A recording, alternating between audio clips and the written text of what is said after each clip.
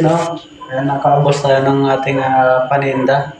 Wala na tayong paninda guys. Wala na. At kung kasi kailangan i-inventory natin yan araw-araw.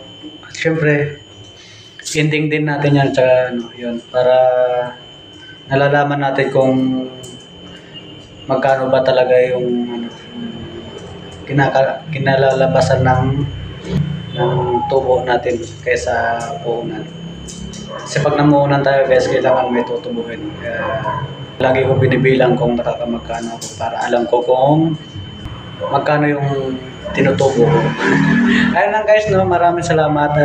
Siya nga pala guys, shoutout nga pala sa mga sumusuporta dyan sa akin, no? Sa aking YouTube channel, dito sa Facebook, at syempre sa TikTok rin. Ayan, maraming salamat sa support nyo, no? Sana hindi kayo guys manawa sa kakasuporta sa akin, no? Kailangan natin talaga magpursige araw-araw. Kaya kailangan natin magsipag.